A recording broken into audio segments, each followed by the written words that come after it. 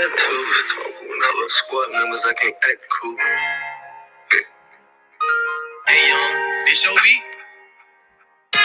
Nothing lasts forever, I don't got tattoos. I love squad members, I can't act cool. I like my bitches short and thick and ain't gotta act rude. She won't treat me like I'm the rest, cause I ain't that dude. I see some things as a child that change my thoughts forever.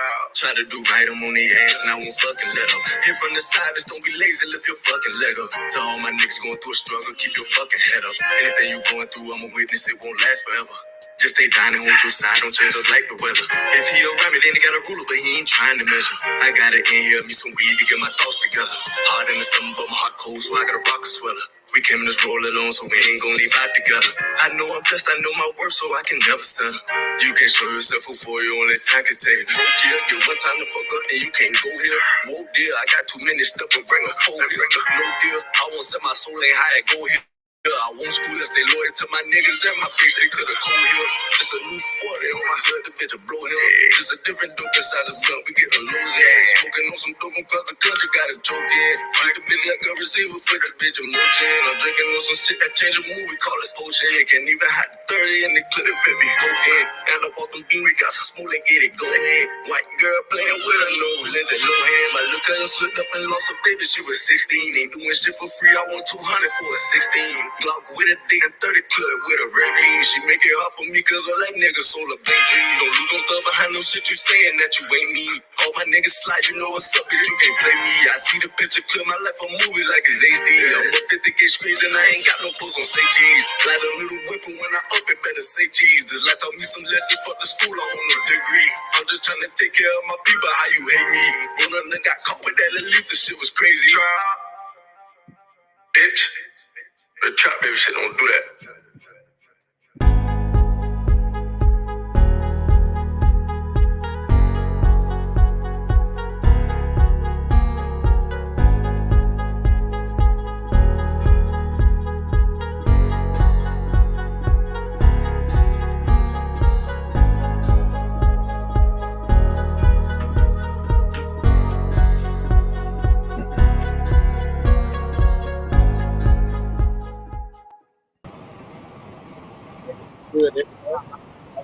Hey. Joining episode number 36 of the Get Hooked podcast.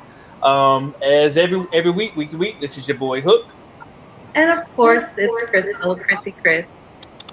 All right, so you guys already know what it is. It's the first Monday of every month. We do Money Making Mondays. So if you don't already have one, make sure you grab your pen, paper, something to write with, and make sure you take notes because we have a couple of panelists here who are going to give us some gems and some nuggets. So make sure you guys are ready to get those. So what do you think, Chris? I'm excited. I like conversations about credit, just like we were talking about before we came on. A reality is that we as a people, us, always say, especially for our generation, nobody taught us about money. No one taught us about credit. No one taught us about banking and investing and all these different things. But if you really sit back and you think about it, we have internet. We have Google, we have podcasts, we have pamphlets. There are so many resources now. There's no excuse for not knowing now when everything around you can teach you what you need to know today. So I like this because we inform people, we tell people, and we teach them. And this is a perfect time for us to utilize this platform to do that. We can talk shit, but if you can't teach enough, then you're a waste of space. So I like this.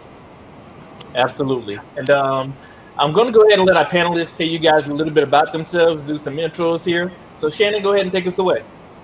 Good evening. My name is Shannon Christopher of Shannon Christopher Consulting. I'm based here in the Bay Area in California, but my services extend worldwide. I offer professional services that pretty much build the gap or bridge the gap in the underserved community and empower. All right, we can see you again, Shannon. All right, David. All right. So of course I was here last week. I got invited to the simp conversation, right? Voluntold. I don't upgrade it. I was voluntold that I was coming back this week and talk about credit, right? And I am going to echo what Chris was just talking about. I was one of those individuals growing up young, hot-headed, thought I knew it all, traveling through life, but I really didn't know a lot about money. And it wasn't until, I ran into my own credit problems or financial issues where it really forced me to start sitting down, studying credit, rebuilding my credit, understanding how to manage finances. And actually, if you study finances enough, it will lead you into studying law, right?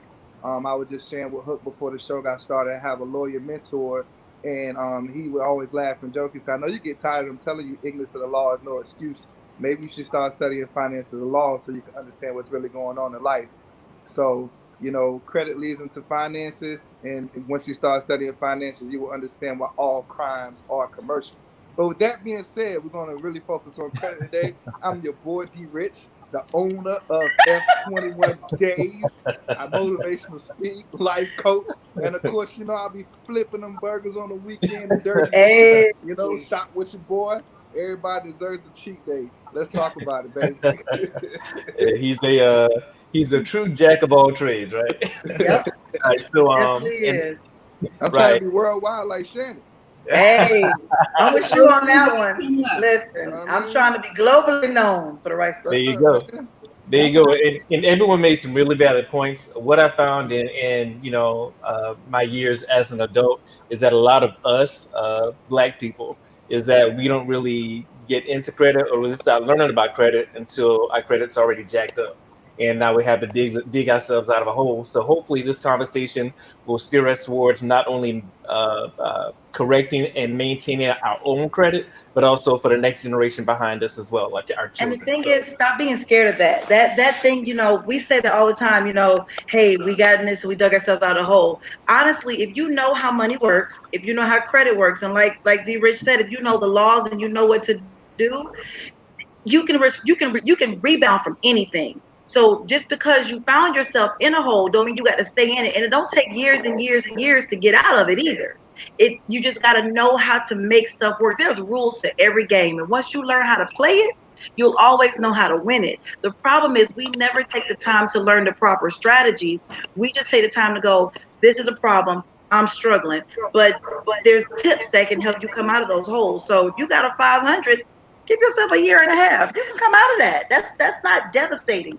There are people in this world who go to bankruptcy, who credit fails, who lose jobs, who go layoffs, who come homeless and turn right around and become the same ones on YouTube making millions because their kids playing with toys. It is not where you are. It's what you know and how to flip it to make what you do. Child, listen. D Rich, go ahead and do your thing. Shannon. Come on now. Come on I now. was about to I say was I pass. was checking all those boxes. I was checking all Hey, those Pass the boxes. collection, stay man. down We till you about to come get up. started. I thought we was right. having And service on Monday. for the audience and the listeners, make sure that you guys react. Make sure you share. Make sure you comment if you have any questions. We'd like to answer those as well. But Absolutely. also, most importantly, make sure you subscribe and follow all the channels. So, without further ado, man, we'll go ahead and get this thing cracking.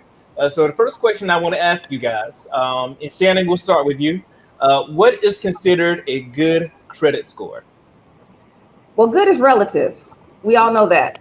And with your family growing up the way that they did, and the generational curses that we're talking about, good can be 500. However, there are various credit score ratings, and as far as the scale goes, it is pretty loose, but I'll give you what the industry says is good. And that's between 700 and 750, it's considered good. Between 630 and 700 is considered fair. Anything under 630, they consider to be bad credit. And then anything above 750 is considered excellent. But again, that's relative. Are we talking industry? Are we talking real life? Okay. Because there's a big difference. It depends on everything is based off what you want. It's a purpose, it's a motive. What are you trying to do? Because there's some loans you can get for a house with a 620. So I was it gonna say it depends on who's putting it to, right? We talk does. about good credit scores versus bad credit scores. What are you purchasing? Are you purchasing a house? Are you purchasing an auto loan? Because some currently right now use what's called a FICO 8 model, right? But some auto industry lenders will go down to FICO 2, FICO 4, and FICO 5 just to find any way to be able to get you in that car, right? So it depends on which FICO system that they're using in the background. Okay. But I'm gonna echo what she says. A 700, is what they look at as being good, right? But hell, I say celebrate if you have 650. You know what I Hey, mean? hey. Especially if you started in the fours. Straight Right. up, Right. yeah. Don't spend your time trying to compete and trying to get to an 8. I mean, celebrate small victories. That thing go up 100 points, celebrate it. That's right, man. You know. Absolutely. So you guys mentioned, Shannon, you mentioned that good is relative, obviously. Depends on who's pulling the credit and your frame of mind. So you also mentioned industry versus real life. So talk to us about that a little bit. So what is, like, when you talk about the industry rating versus what the real life expectations are? Give us some insight on that. Well, coming from a person who started off with bad credit at 18 because my mother used my credit to get utility bills and all the other things, I walked in disadvantaged. So knowing that, starting off at 500, when I got to 600, I considered that to be good. But when I walked into the dealership, they rated me based on that score, and they told me my worthiness based on that score. They also introduced me into predatory lending. Because of my score, they took advantage of me. But again, that was my choice because I walked in there knowing what I was working with. So the industry can tell you, and they'll get all kind of graphs and figures together to tell you what's considered good or what's worthy of their approval. But what's good to me is that I came from a 4 and I'm now a 7 something. It all depends on who you ask. That's right. I agree. Okay. What about you, David? Same thing. Me, I was the people pleaser in my family growing up, right? What I mean by that is I was the one everybody reached out to. So, I willingly loaned some of my credit away when I was young, and that's what put me kind of in a predicament because certain people couldn't keep up with certain items that they purchased, right? So I had to learn how to claw, scratch, get my way back up. But everybody's talking about purchasing cars because that's the most common thing, right? I can remember when I first got my what I was considered my first luxury car, a Mazda Millennium, right? I had to go to one of those mom and pops dealerships, you know what I'm saying, on the side of the road. It was 1995 when I purchased it. I think it was about 6 or 7 years old, but I threw some things on there. I had some 18s, and I was still riding. Right? I was still riding. But when we talk about growth and differences, I can remember last year, the year before, my Escalade, the engine had blew up on the way going to work one day, right? And it was paid off. And I didn't want another car. I didn't want another truck. I was like, this is it. But we talk about the power of credit. So, my girlfriend's like, well, I have a guy that sells cars and, let's go see him. And I was like, okay, cool. I'm going to call my bank. When I called my bank, they had already told me the limit I was pre-approved for before I even went out and shop for cars. That's right? a big. Now, when I get to the car dealership, it was a different experience because my girlfriend's like, why do you already got this truck pulled out for you? I said, because I told him I like money. I like the Cadillac Escalade. But they said color purple because he got his own money. Why we already back here to the financing section? This doesn't make any sense. I said, I told them people not to run my credit. And she's like, what do you mean? Like this is not normal. I was like, yeah, that's because they already ran my credit. They already know what I'm qualified for, and they already know I can pay for that new Cadillac that's outside. They already know this. But when you have reestablished yourself, those experiences change, right? They pull out the red carpet for you. They treat you with a whole lot more respect. And exercise your power in there. That's right. Yeah. Tell them what you want instead of what you can get from them. An 800 credit score has a massive buying power, like $100,000. So it's different. That was one of the biggest things. Even when we did the commercial for this, and we said, at first I used the one about if it ain't about the money, but a big one is money, power, respect, because there's a lot of power behind it. We watch it in America all the time. Look at the stuff we see in the politics. It's money related.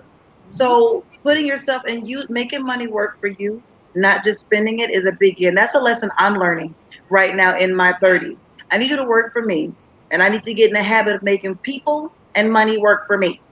That's just life. Absolutely. That's business ownership. That's all of it. Not using people, but that's entrepreneur mindset. I need things to work for me so that they can help me. David, you mentioned something about the FICO score levels, the 2, 4, 5, 8 going up. Elaborate, please. So it's just different FICO score models. FICO score 8, I think last was updated back in 2009. They're in discussions about FICO score 9. I don't know if it's been released yet. I really haven't been keeping up like I should, but it's just different nuances, like the impact that medical bills may have on your credit score in one FICO system versus another FICO system, right? The impact student loans may have in one FICO system versus another FICO system. So like I said, I mentioned about the cars earlier, since we had a conversation centered around cars. A lot of auto loan people know how to get around student loans in the back end because they're using a different FICO, model in order to get you approved. Shannon, you got anything you want to add? It all depends on who you're sitting in front of it, That's it. And that's the thing too. The apps and the CreditWise and the Experian and all these different things that we have now, they give you one score. First, you got to find out who they're pulling it from, but that gives you one score. You can see that, say you have a 620, and then you can walk into a lender's office to get a house and they tell you it's a 685 because they're pulling something different. So you just really have to, don't so much worry about what these apps say your score is. Really know your history, know your levels, know your payment history, know what's on there, know if there's an error, what's right, what's wrong. Know yourself, your stuff. And if you can explain it, you can attain it. Believe me. Right. Now, if I see errors, I get happy. Oh, yeah. Shannon know what I'm talking about. Let's do it. Let's get it. Take them off. Where my red pen at? Right. And you guys mentioned, and this is all great stuff. You guys mentioned a lot of different things, but to piggyback on a couple of things you guys mentioned, family, grown people, stop putting shit in your kid's name. If you can't get it with your own credit, don't put it in little Johnny's name, who's only 2 years old. Okay, so we really need to get away from that. That's 50-50, right? Now, if you gotta hit you with it. If you balling, you at that good credit score range at 750, 800. In their name. Put them kids on that credit card, man. Yes, so buddy. That way, when they do get out of school, they can have a good credit score because they already got payment history. From that aspect, absolutely. But the aspect don't kill little Johnny, build little Johnny. There you go. The aspect we all talking about. You know what I mean? Ain't no good credit going on. They just trying to get the utility and trying to get whatever. You know what I'm saying? So, but again, I do agree with what you're saying though. Also, Shannon mentioned predatory lending. When I went off to college, I had to pay for school. So I'm 18 years old and I already got these student loans. I didn't even think about it, but if I'm already broke and I got a $3,000 refund, I mean, no brainer. I'm gonna go ahead and take that money, not knowing that I'm gonna end up having to pay that shit back. But not only that, but then I started getting all this mail like credit card here, you pre-approved and all this other stuff. So I'm dibbling and dabbling and all this other stuff. So now I'm in the hole, and that as an adult I got to dig myself out of. So I think that's the conversation that we need to have with the kids as well. Get some scholarships, and honestly, if you don't need the money, like don't even take it, don't even accept it. But it's kind of hard to tell an 18-year-old don't accept this $3,000 they're offering you.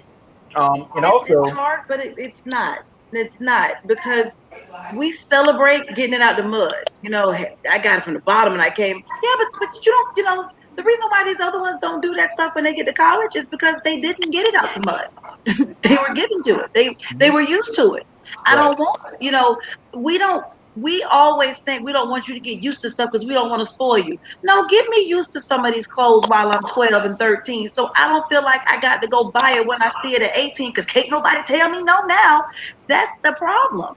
I'm not saying give kids everything they want and ask for all the time. No, but don't make it to where we're 30 years old and we're just being exposed to stuff that we didn't have to wait that long to be exposed to. Right. And somebody in the audience has a question. They want to know which FICO system is used for mortgages. Most mortgages use FICO 8. Okay. All right. And the next question I want to ask you guys, how does good versus bad credit affect somebody? Again, like he said, you can walk in with a good credit score and start pointing. I want this, I want that, I want that. You have the power. Good credit will give you power to walk in and dictate. It gives you the ability to negotiate your own terms. And whereas bad credit, you are kind of at their mercy. You Gotta take begging and explaining, you know, where we getting into apartments or we're trying to buy property or we even trying to get a small loan. They are looking at this score. They are dictating our worth based on this score. And we are sometimes subjected to high interest rates because we've made these bad decisions. We've got this low credit score. So we are already at a disadvantage when we have these low credit scores, and they know that. And there are companies out there that will target those with the lower credit scores so that they can get you further into debt and end up. It's true. Anything you want to add, David? No, she hit it on the head, man. You know, that's the difference between paying a low bill versus a high bill. Interest rate. You know, do you want to pay 2 to 5% interest, or do you want to pay 10 to 15% interest? Right. You know, that's what the difference between good credit and bad credit.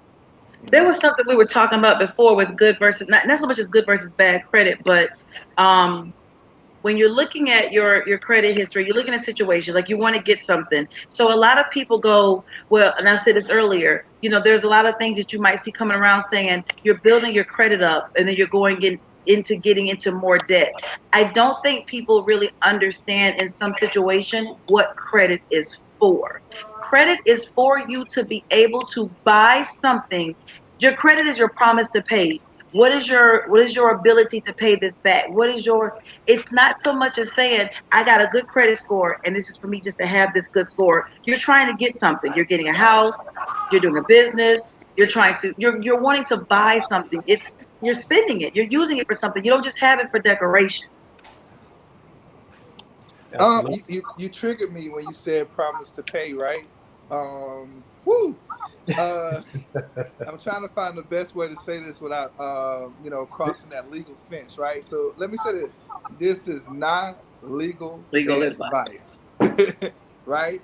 But when you understand that this entire system is built off credit and underwriting, especially when all the gold and silver was taken up in 1933, I'm not gonna go down that rabbit hole. But what I will say, the cash that we currently spend right now, if you understand the Constitution, it is a promissory note. It is a promise to pay, right? So you can leverage credit. There's good debt, there's bad debt, and credit can be considered an asset. Well, cash is really an asset, but cash is also credit. Most people don't understand that cash is credit. But what I'm saying is like, let's say, for an example, you talked about being an entrepreneur earlier, right? And I have a small home-based business. So for these people out there running away from the network marketing companies sitting harassing you and you don't have no business idea, you don't know what your passions is, you don't know what you want to do yet, stop running away from those people, man. Even if you don't like the products, at least leverage the business because it's going to tie back into credit, but leverage the business because now you can take this business, right, and you can begin to write off a portion of your home, right? You can begin to write off a portion of your light bill, a portion of your internet. Those, I would say, take the top 7 bills that you have that's interconnected with you leveraging this home-based business. Now, why am I saying this? Because a higher tax refund, quote unquote, now this gives you more buying power to be able to help you fix your credit on the back end, right? And if I can fix my credit on the back end because now I'm getting bigger tax refunds because I know how to, quote unquote, assess the tax, right? Because I'm acting as an entrepreneur. Now that's going to change, my perception of life. That's going to change my buying power. It's going to be able to change what I can do with my credit. Now I can go in and buy some homes, right? Get into some real estate homes. investment. I love the sound of that. Homes. So, understanding debt and how to leverage debt is really important. Everybody may not be a fan, but I always just say, go listen to Robert Kiyosaki, man. He drops a lot of jewels when it comes to that. Or even listen to his accountant. His accountant has a book out that's called Tax Wealth, right? And Robert Kiyosaki always talk about you need to know accounting, you need to know taxes, you need to know credit, right? You want to be a millionaire and you need to know cash flow. You got to know these things in order to be able to reach, some of these levels that we're speaking of. And a lot of people, don't know how to leverage these things. So. Absolutely. So let me ask y'all, man. So what is the difference between a credit score and a credit report? Shannon, you go ahead, God. I've been talking a lot. So your credit report is basically your credit activity in detail. It's whatever's been reported to your creditor or by your creditors based on what you've owed, what you've paid, what's been inquired about you as far as credit worthiness. So it's basically your score, or I'm sorry, it's the background behind the score. The score itself, I don't want to cuss, but it's some BS. It's a number. It's an accumulation of all of those things on that report. Mm. The calculation, do we even know the calculation? I They mean, got some things out there saying that this is 30%, this is 15%, this utilizations that they give you this wheel. I saw the wheel, but yeah. do we really know what's behind that? Right. You know, what quantifies, okay, I have this account, it's been open for 3 years, my payment is $300, and I've been paying it for the last 5 years. I've made one payment behind or a late payment, and now so my score is culminated based on that. Right, 47 So, points went down. correct.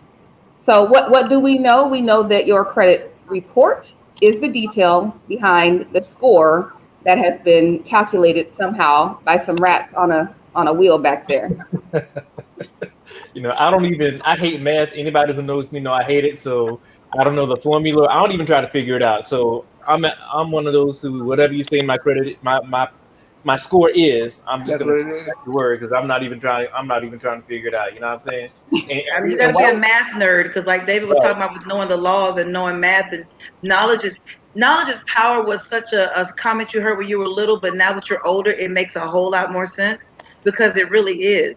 Because you can go out there right now and pay off everything that you got that's past due, but somebody else can go take a credit card or two or three and they can drop their limit down and make sure that their utilization is like 35% or less, and that's going to make it go up. But then there are those who know a little trick and secret, and I don't recommend it, but they know it, that they take their limits and raise their limits up, and then that raising that limit takes that balance and still gives them that 35% utilization. There are so many ways to manipulate and move that thing and make it do what you want to do.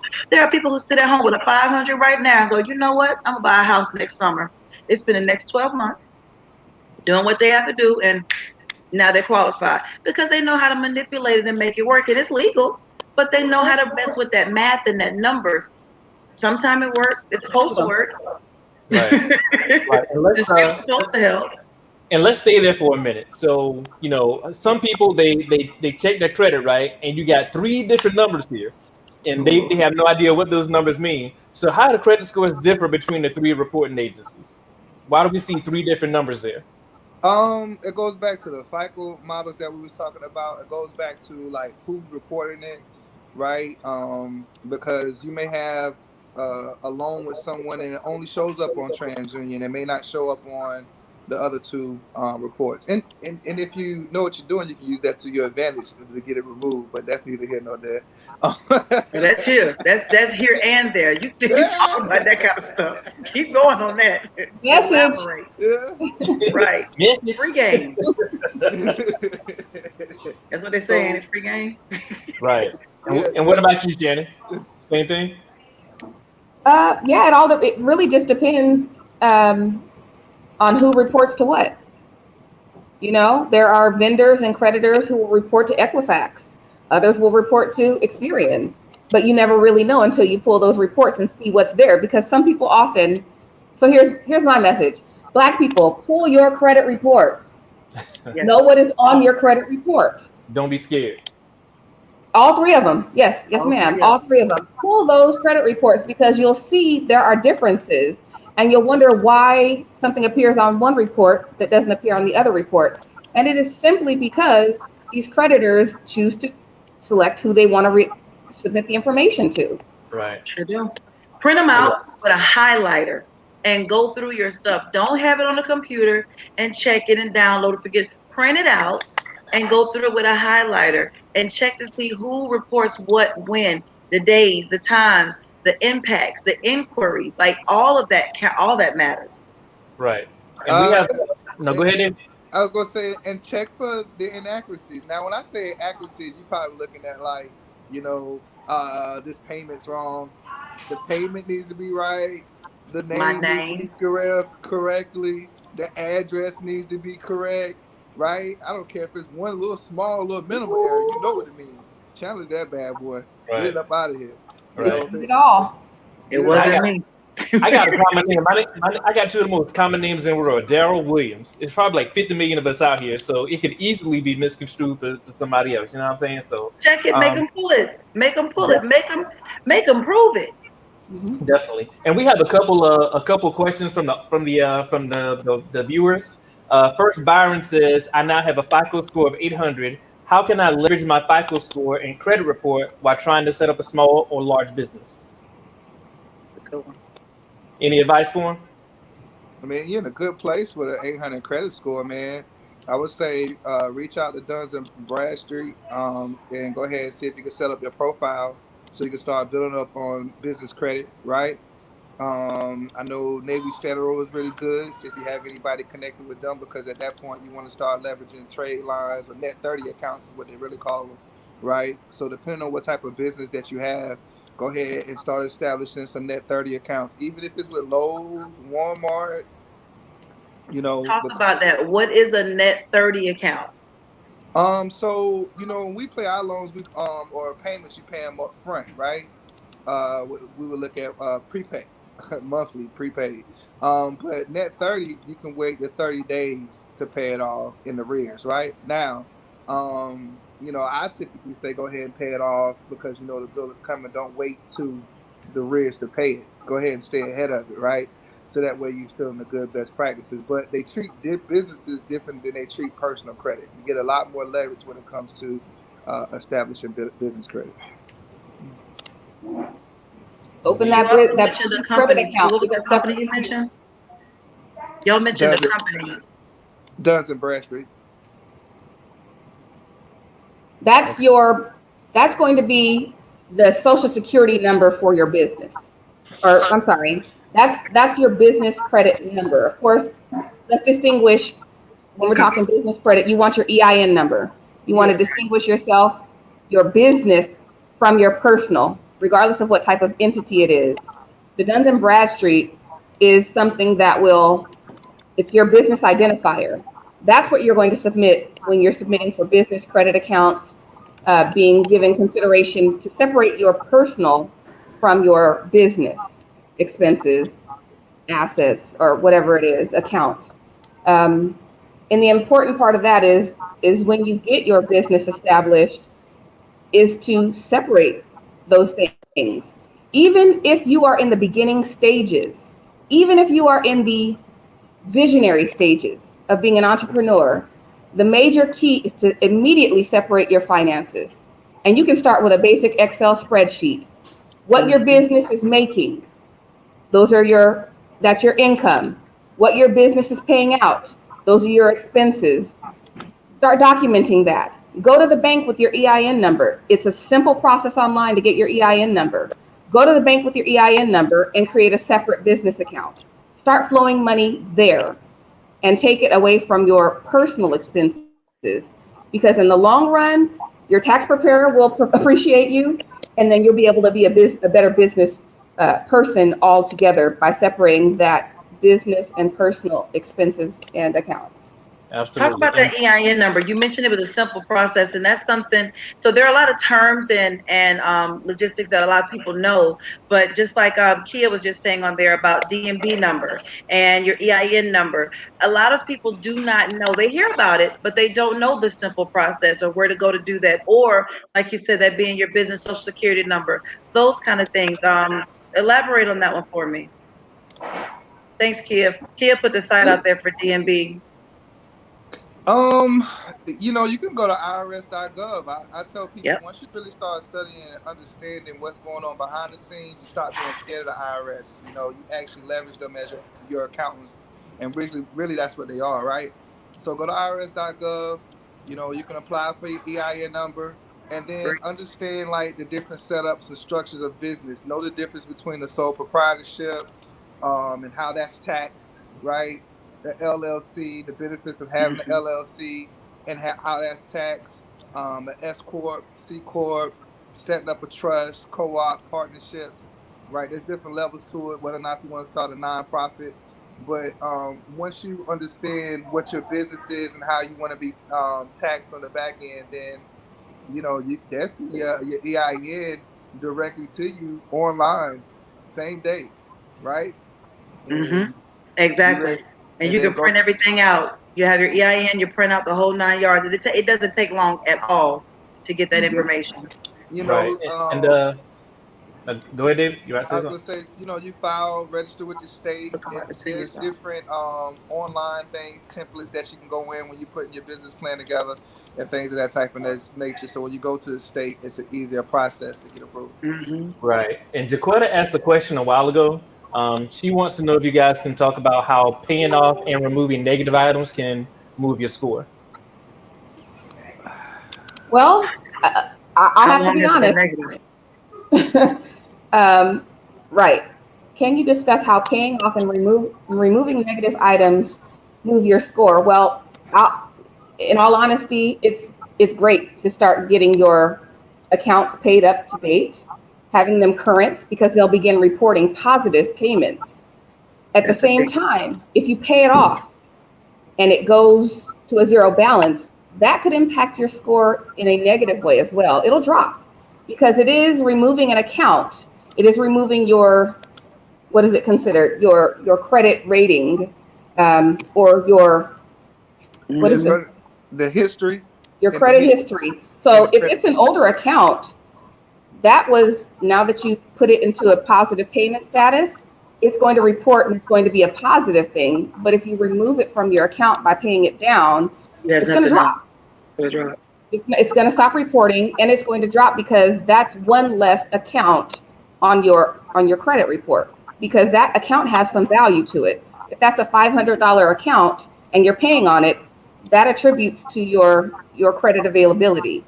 So when you eliminate that account, your score is going to reduce, but it is a good thing because if it's negative, it's already been in a bad place. So it's already impacted your score in a way. So I But got a if you're, question about that negative stuff because that's something that people don't really know a lot about. And I learned it from, you've had people come on before for other money making Mondays, and they kind of taught us when we were in our 20s about some things. But negative items on your score.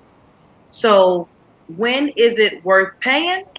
When is it worth leaving alone? Because like David was saying, take that 20, that money you got coming in and fix your credit. So what if I got something that's 5, 6 years old on my credit? What if I got something that's 2 and 3 years old? When do I just let it die? When do I go out there and fight it?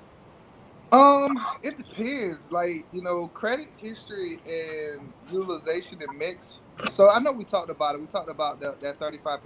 And I'm off the top of my head. I think it's 35, 30, 15, 15, or 10, and how they do Yeah, the scores. I got it. So 35% is payment history, 30% is credit utilization, 15% is history, new credit is 15%, and then credit mix is 10%. That's So right.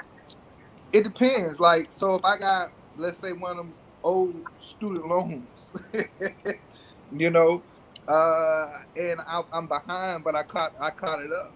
I may not want to go ahead and try to delete that because the history is so old. Like a lot of us now, 35, 40, that student loan been on there for good 10, 15 years now, right? I might just need that, right? So it depends. The other thing is like we talked about the points earlier. So this is not. I don't want to say 100% because I don't like to talk in absolutes. Because with credit, it's a lot of flexibility, right? But like for an example, payment history 35%, but you only have available 192 points, 192.5, right? Credit utilization, you have 168 points that you can obtain. Credit history, you only have 82.5 points. New credit, 55 points. Credit mix, 55 points. So if I'm getting a bigger increase as far as my points is concerned on the payment history versus the actual credit history, peace out credit history. Let me go with this payment, right? And so you have to sit down there and kind of weigh the options, you know what I'm saying, for yourself and see what those impacts. Sometimes you win, sometimes you Knowing lose. that number, I didn't know the math of breaking down those numbers. I know the percentages, but like the actual numbers in the middle of them, no, that's something to know. It can help you make, you know what I'm saying, your decisions. You know what I'm saying? You may be like, hey, I may lose 5 or 10 points here, but I may gain, well, hold on, let me take that back. Because, you know, it's not a lot of people that's just gaining 50, 20, 30 points at a time. You know, that's a slow leak. Unless you know some people that know some people. Or credit. Don't know nobody. That lady was on the what's the thing, the Breakfast Club. Nobody gets caught up. You know, or credit freeze that thing. So what's the best way to build credit if I don't have a credit history? Well, my recommendation would be is to first start with a secured card. Use your own money to establish credit and report positive payment history. A secured card is basically you providing a deposit and you being able to use that exact amount as your available credit. As you go through your taxes or get a little piece of money here and there, I would toss it in that direction. Make sure that you have that account. And while it is your money, they're still going to report on the payment history. So you can think, oh, it's my money, it's not theirs. You know, it's not going to impact me in that way. And that's not true, because once you've established yourself out there in the credit world, everything is being reported. So it is important that you establish that secured credit account. If there's a small loan that you can obtain, that would be great too, because you want your recurring credit lines, and then you want you want to have a good mix of your credit score. Yeah, different types. Yeah. Definitely different types. And a good loan and credit cards mix would be a good thing. I would also, like we talked about, having someone who has good credit that's paying on their credit accounts.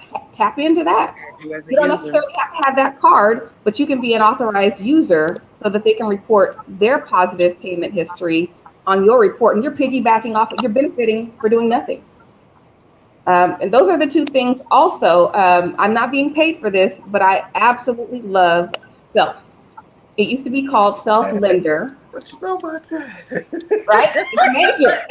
Listen, I went through it. I've been through it.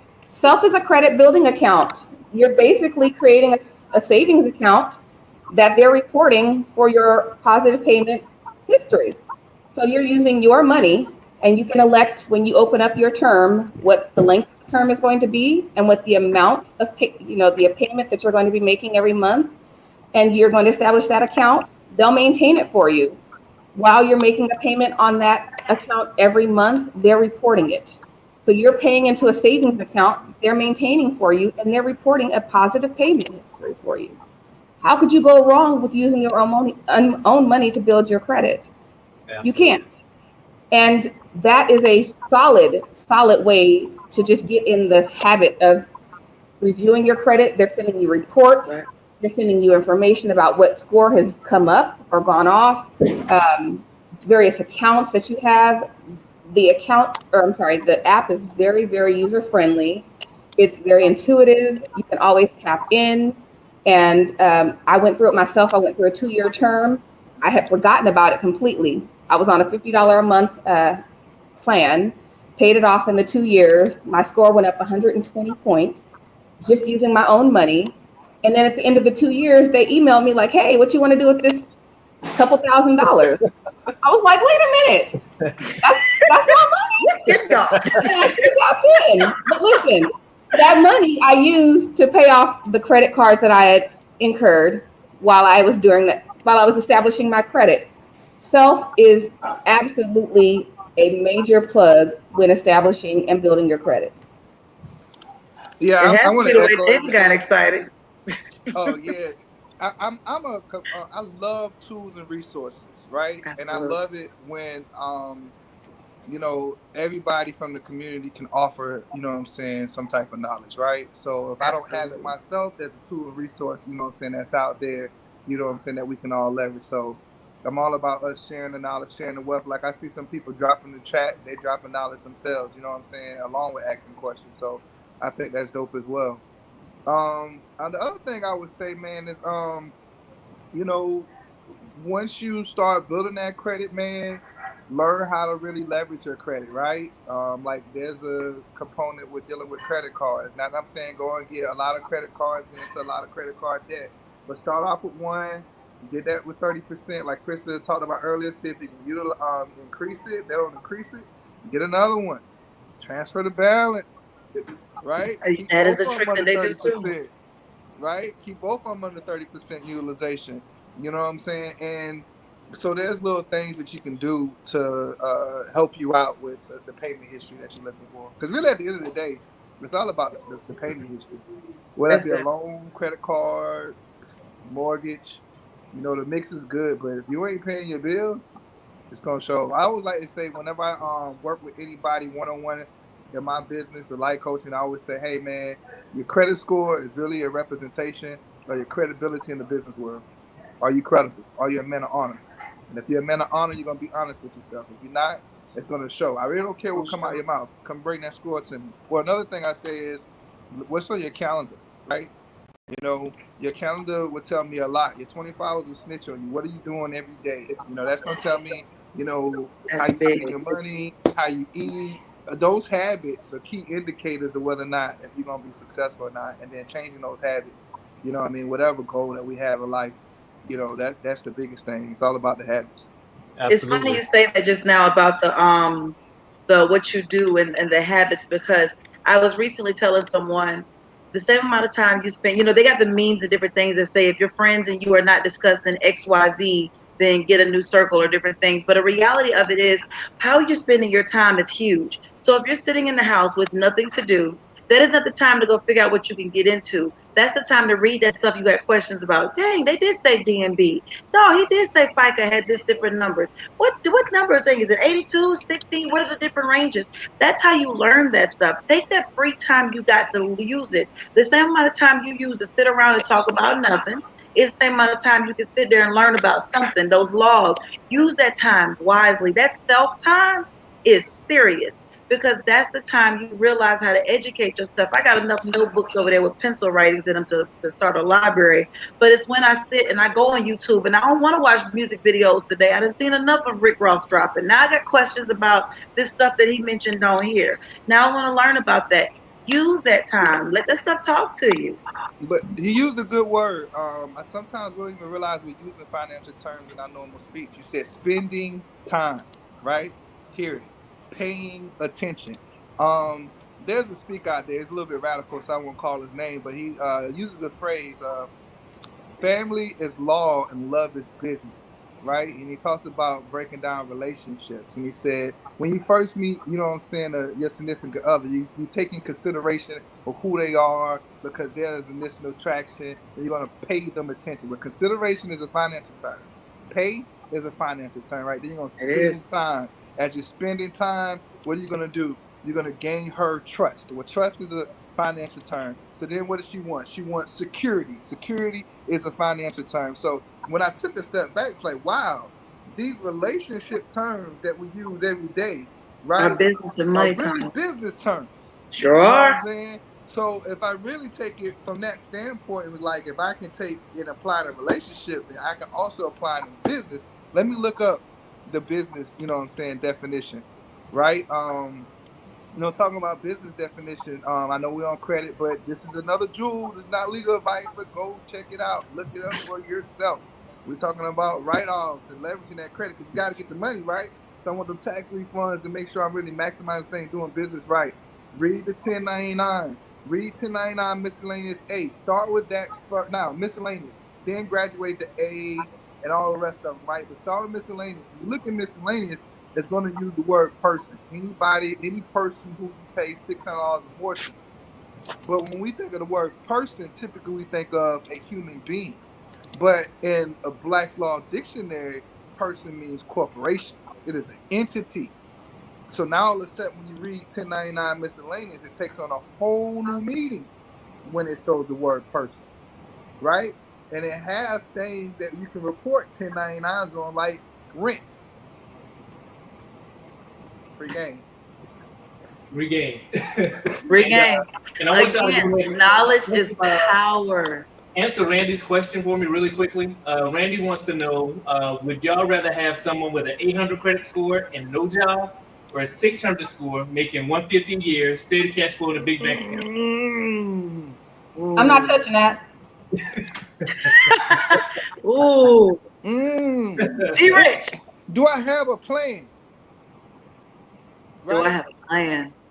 Now 800, that 800 credit score, I can take in and I can get 150. I can get somebody to finance me 150, right? But that 150 a year, how fast is that 150 coming? Is that 150 coming all at once? Is that a slow leak? Do we have bills attached to that 150? How's that 150 being taxed? Really, that 150 is not 150 because it's a 30% tax on there, or different tax brackets. That's a 40% tax mark. Yes, on there, sir. right? So now that 150 is really 100. You know what I'm saying? So in the 600 credit score, you ain't paying your bills on time. So now that 100 that we taking home because you got taxed, 75. it's really 75.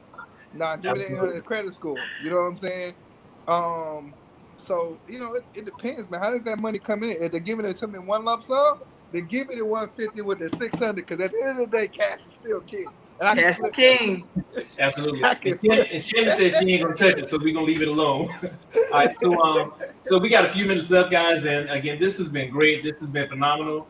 So in closing, I want to hear from each of you individually. Chris, we'll start with you. What are some takeaways you want to leave with you? What are some takeaways you want to leave with the audience? Okay. Again, the biggest thing is take back to what you've always heard. Knowledge is power. The same time you spend as David was talking about, you spend doing nothing. Just like you blow your money, use your time wisely. Use that time to educate yourself. Nothing that D-Rich or Shannon or any of us who today said to you is not information that nobody has no access to. From reading to listening, to taking notes, to researching. It's all available to all of us every day. So use your time and your money wisely. Spend your time enlightening yourself. It's life-changing. Absolutely. All right. D-Rich, what you got?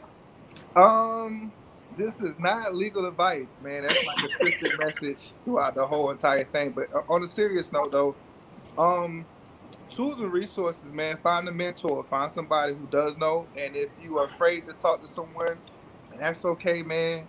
YouTube is like downloading in the Matrix. It's like Neo plugging into the system. There's everything on YouTube. Get educated on some level about it. Start off with the basics, right? One of the things that I share is know what piece that you have on the board, right? How are you moving? Are you moving around with an SSN? Are you moving around with an EIN, right? Because that's going to understand your tax implications. Identify your spending habits, right? Assets over liabilities. Do debt repair. You know what I'm saying? Snowball that debt and get out of debt if you're in debt. Understand credit, leverage credit, man, and maximize it. And then understand banking and trust, man. Protect your assets. Know where to place your assets. You know what I'm saying? So that way you can keep them, right? And avoid probate court. Because too many times we pass away and our property goes through probate and it takes a longer time to get to our family or it never makes it to our family, right? Don't build an empire and not have any estate planning. And, Absolutely. So that's all I got for you, man. All right, cool. Appreciate it. All right, Shannon, what you got? So 2 key points. The first is one that I learned from Dave Ramsey. And the quote is if you tell your money where to go, you won't have to wonder where it went. We've talked about above quite a few heads today, and that's okay because it's still game that you're going to be able to use further on down in your financial lives. The building of a foundation starts with your budget. Get your budget together. We've talked about credit cards, and all these other things, but know what you're working with from the beginning. Sit down and write your expenses out. Sit down and write your income. See what you have left to work with, and then you go out and see what kind of credit lines and loans you qualify for, because you don't want to get yourself in a situation you can't get out of, and then we'll be back talking about a 500 credit score. Right. Second point is talk to your kids about finances. Let's have these conversations as early as possible. Let them know the value of the dollar. If you tell them you broke, tell them why. Sit them down and show them these bills. This is what the energy bill looks like. This is what rent and mortgage looks like. this is what this looks like. So this is why I don't have it. So next time you come around asking, we're going to come back to these figures and see how you've made an impact on what these figures look like. Talk to your kids. It's okay. We've learned from our parents, don't ask questions, stay in a child's place. But right now, equipping them as early as possible is a major key, because coming out the home, they're not teaching this in school. And that's why I get into the schools and I teach them, because my kids came home talking about trigonometry and algebra. And I was like, well, what about finances and credit? And do you know the difference between a debit and a credit card? That's right. That's the importance of talking in the home. And that's why I've established Shannon Christopher Consulting, so that I can bridge that gap. Woo! Absolutely. And this was all great information. And the statement you made, Shannon, about why we don't teach credit in schools, that was one of the questions. We didn't get around to it, but honestly, that can be a topic by itself for another day. But again, you guys have been phenomenal. So, Crystal, what are we talking about next week? So listen, I'm glad that y'all got jewels today, because this was really nice and cute, right? But as much as I love money, I adore music. So next week, we are going to have a few guest DJs on, and we are going to talk about the top, I said 15 because I can't do 10, top 15 rappers, dead or alive. Has been, if you're a hip hop head like myself, it's been the most controversial conversations for years. I can't wait. I'm excited. I'm going to spend the next week, Shannon, looking at this money though, right? Because I'm gonna keep this budget going, and I'm gonna figure out all these different things and start sharing self and everything else for people to get it. But next week, allow me to reintroduce myself. My name is Kobe, and I'm really excited about that one. And your he's a list millionaire 15, and use his money. don't forget about California. Right.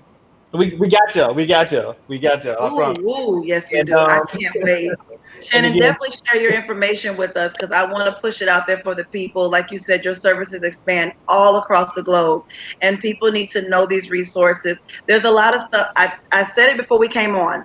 Black Wall Street is not where money originated. It's not where Black wealth originated, and it's not where it died. I like for us to know our history, but do not make that where we stopped at. Black wealth is everywhere. Business owners, people are getting it up and making it out of all kinds of situations. We're not broke. We're not meant to be struggling. All Black people don't have bad credit. We actually are doing great and wonderful things. You can come down and come right back up. The bounce back is real. So please, please, please, please utilize the stuff that's in your community. You do not know the assets we have in our own homes. Absolutely. And I'm going to echo David's sentiment. This is not legal advice. We're not telling you to go out and do anything. Now, what we are doing is we're opening up the conversation, though. So I think it's a conversation that we as a people need to have. So I hope you got some nuggets. But the most important thing is educate yourself. And also, it's never too late. I don't care how old or young you are. Don't ever say you're too old or too young to really establish yourself or redirect your credit. So I think that's really the most important thing. But again, Shannon, I really appreciate you. Send us some of that California sunshine, man. So gotcha. Hey, we appreciate it. And she's a Rams fan, but we ain't gonna get on that. We'll talk about that another day. All right. You ain't even had to bring that up. Everybody was like, such a hater. Hey, I'm just saying. And D Rich, hey, I appreciate you, man. We're gonna get together offline as well. Because I know we discussed some things in the room before everybody came on that we're gonna talk about. So we're gonna get this thing going, man. But again, Chris, as always, I appreciate you. Thank you. For the audience, make sure that you like the Facebook page. Make sure you subscribe to the YouTube page. And also, if you missed anything that we talked about, it's going to be on YouTube, Facebook, and across all podcast platforms. So make sure you tune in and, just pull up a seat and make sure you get all the gems you need. So again, guys, I appreciate you. You guys have been phenomenal. For the audience, we'll see you again next week when we discuss the top 15 MCs of all time. All right, we'll holler at y'all later. Good night. Night.